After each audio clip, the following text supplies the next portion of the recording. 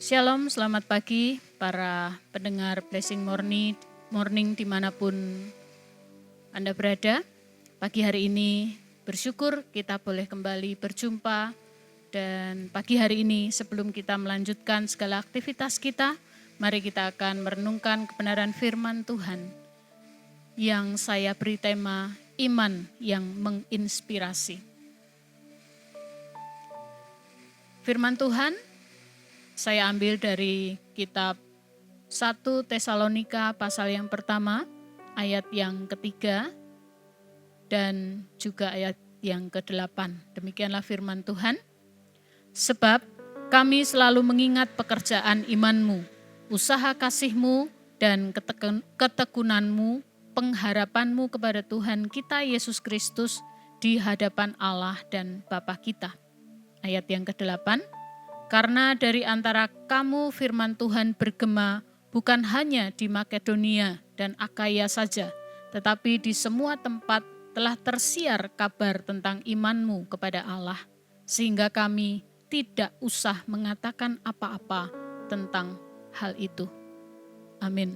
Mari kita berdoa. Bapa yang penuh kasih, Bapa yang penuh cinta, saat ini kami datang di hadapan-Mu ya Tuhan. Kami percaya bahwa kasih setiamu menyertai kami dan membuat kami kuat menghadapi setiap hari-hari kami. Terima kasih Tuhan, firman-Mu saat ini kiranya boleh menjadi kekuatan bagi iman kami kepadamu. Dalam nama Yesus, amin. Media sosial seringkali menarik para penikmat berita dengan memberitakan kisah-kisah yang sensasional dan mengundang perhatian. Dengan demikian, berita-berita tersebut dapat dimanfaatkan sebagai media iklan untuk menarik perhatian atau meraup keuntungan. Demikian pula berita dari mulut ke mulut tentang sesuatu hal juga dapat menjadi sebuah iklan yang mampu untuk membangun atau mengarahkan orang kepada opini tertentu. Para pendengar, di dalam surat 1 Tesalonika yang kita baca, itu adalah sebuah tanggapan Rasul Paulus kepada jemaat yang pernah dilayaninya beberapa waktu sebelumnya.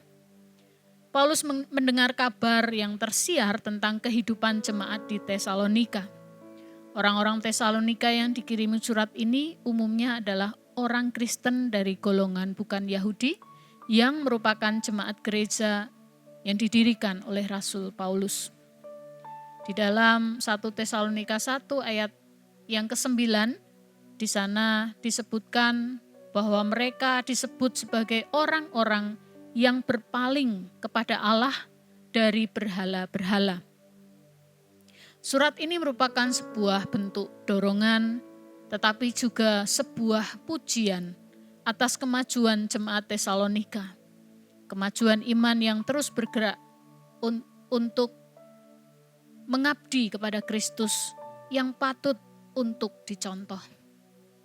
Tersiarnya kabar tentang kehidupan orang-orang di Tesalonika itu tersohor di sejumlah tempat, atau kalau kita memakai bahasa sekarang menjadi viral.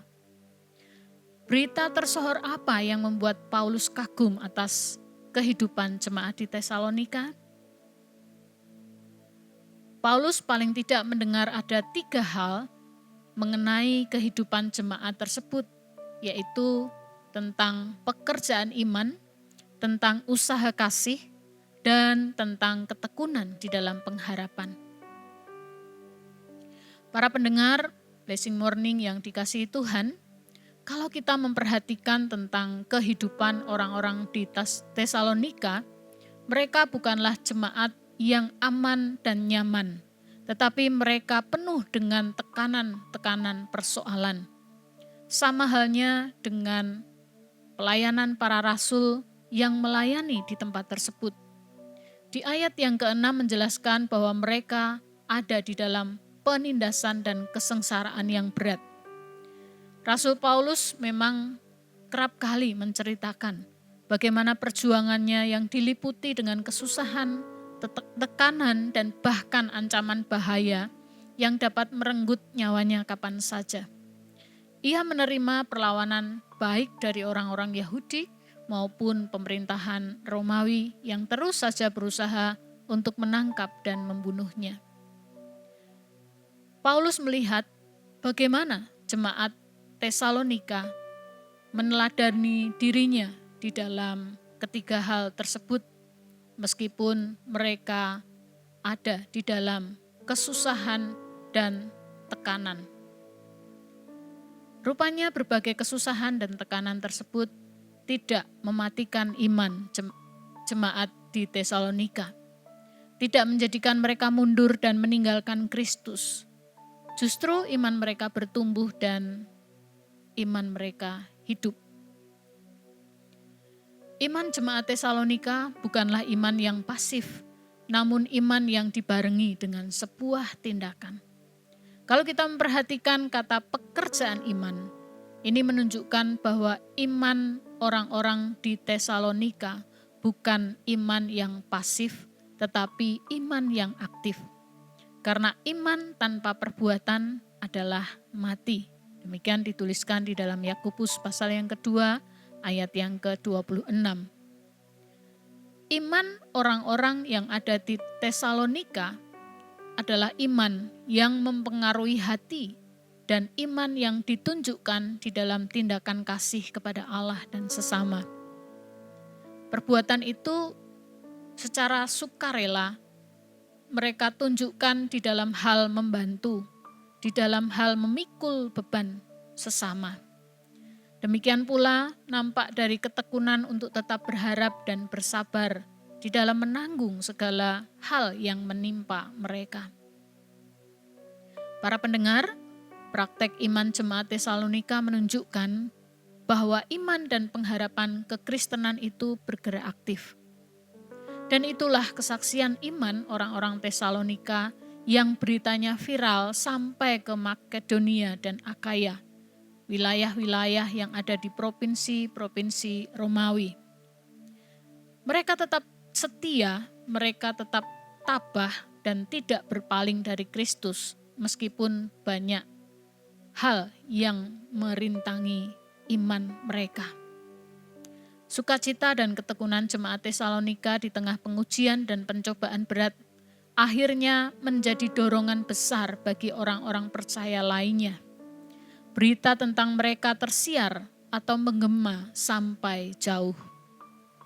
Dan kesaksian itu pula yang memperkuat iman orang-orang seiman lain yang juga sedang menghadapi pergumulan-pergumulan iman. Buah iman yang nyata itu merupakan alat penginjilan yang efektif. Rasul Paulus berkata, "Kami tidak usah mengatakan apa-apa tentang itu." Rasul Paulus tidak perlu berkata-kata banyak, karena dengan melihat cara hidup orang-orang Tesalonika, maka sudah dapat menjadi contoh yang nyata.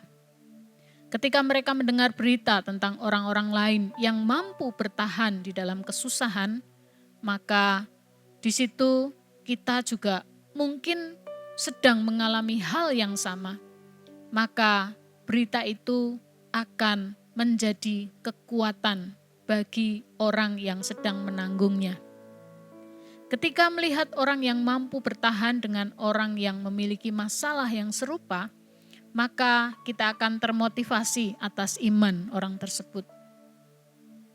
Para pendengar, suatu saat saya melihat seorang jemaat yang sudah sangat tua dan tidak begitu sehat. Namun dia sangat setia untuk beribadah dan melayani. Saya merasa malu di hadapan Tuhan, karena banyak dalih untuk tidak beribadah, sedangkan kondisi saya masih lebih kuat dari jemaat yang saya lihat tersebut. Apa yang saya lihat, apa yang saya saksikan menjadi sebuah dorongan untuk saya meneladaninya. Para pendengar Blessing Morning yang dikasihi Tuhan, dari apa yang kita pelajari mengenai kehidupan jemaat di Tesalonika, kita belajar mengenai iman pengharapan dan kasih yang menggema di berbagai tempat. Dan kiranya apa yang ada dalam kehidupan kita menjadi sebuah kabar baik kepada orang lain, menjadi berita kesaksian yang menguatkan orang, menginspirasi orang lain, menjadi pendorong bagi orang lain untuk semakin mengenal kasih Allah. Demikian pula berita yang tersebar mengenai kehidupan kita dapat menjadikan orang semakin kuat dalam iman dan pengharapannya di dalam Kristus. Mari kita berdoa. Ya Tuhan, bersyukur pada pagi hari ini firman-Mu mengingatkan kami kembali bahwa hidup kami adalah cerminan dari kasih-Mu. Maka kiranya Tuhan memampukan kami untuk menggemakan hidup dalam iman dan pengharapan yang teguh. Iman yang kami wujudkan di dalam setiap tindakan kasih yang memberkati orang lain, menginspirasi orang lain agar hidup seperti apa yang Engkau kehendaki. Tuhan, mampukan kami melakukan setiap kebenaran firman-Mu ini. Para pendengar, marilah kita menerima segala berkat Tuhan. Kiranya Tuhan memberkati dan melindungi engkau. Tuhan menyinari engkau dengan wajah-Nya dan memberi engkau kasih karunia. Tuhan menghadapkan wajah-Nya kepada engkau dan memberikan engkau damai sejahtera. Kasih daripada Allah Bapa, Allah Putra, dan Allah Roh Kudus kiranya menyertai kita sekalian. Amin. Tuhan Yesus memberkati.